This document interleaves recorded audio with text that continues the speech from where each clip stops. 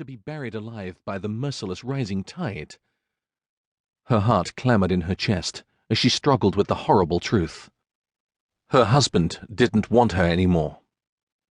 He'd already found another to take her place. But he would not risk angering the powerful Campbell clan, including her brother, the Earl of Argyll, by putting her aside. So he'd devised his barbarous plan. She wished he would take a blade across her neck, but he wanted it to look like an accident. A drowned wife was much easier to explain than one whose throat had been cut. A sharp gust of wind blew across the sea, freezing everything in its powerful wake. She had to fight to keep her footing on the slippery rock. Her teeth chattered. With only a thin cloak for added warmth, she was cold, painfully so, but it would only get worse. Much worse. They were almost done. The men climbed back into the boat and started to pull off. Tears ran down her cheeks as she stared at the retreating faces of the men who'd once called her their lady, and then at the man she'd loved.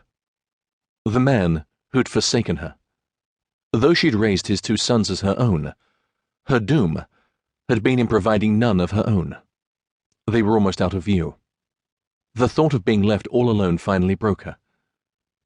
She couldn't bear it any longer. "Please, don't!" At the sound of her cry, his eyes shifted towards hers. He met her plea with stony indifference. "Leave me," she finished silently. In the flat of his eyes, all hope was extinguished. He had no mercy. It was over. But she wouldn't let him go so easily. By all that was holy, he would pay for the cursed deed done this day. Anger and terror forged a powerful weapon. Her voice shook as she called down her promise of vengeance. "A curse upon you, Lachlan Macleod, and all who shall come after you. As you have murdered me for barrenness, so your lands shall suffer in kind.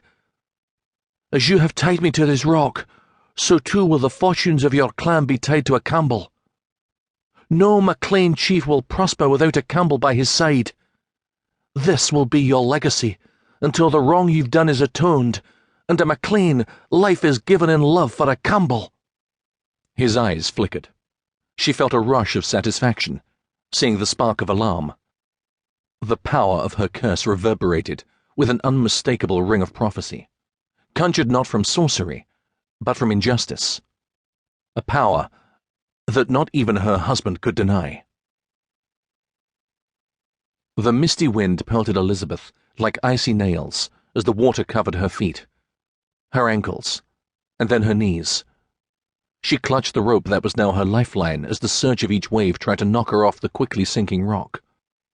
It was pitch black, but she could feel the water moving closer, rising, inch by torturous inch.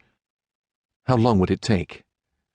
She prayed it would be quick, every nerve ending in her body poised for what would happen next. She couldn't breathe. It was as if she were drowning already. Her gaze lifted to the moonless sky. "Oh God, please help me." In cruel heavenly response, the next wave knocked her down, pulling her under. Drenched, she wiped the sodden tangle of hair from her eyes as she struggled to keep her hold on the rock. She tried to stand, but another wave came and pushed her down again. She slumped forward, losing the strength to fight. "Please, just let it be done." She started to close her eyes, intending to allow the water to take her. Her eyes flickered, and then snapped open again. What was that? A light, she realized. The soft glow of a torch appeared out of the darkness. She held her breath and listened, hearing the unmistakable lap of water off an oar. Her heart soared. "It's him. He's come back. He still loves me. I knew he couldn't do it." Using the rope for leverage, Elizabeth found the strength to pull herself to her knees and finally to her feet. "Here!" she yelled. "Husband, help me! I'm here!" The sound of oars quickened as the boat headed toward her. The excited exchange of voices grew louder and louder until the small fishing boat. Realization struck, followed hard by crushing disappointment.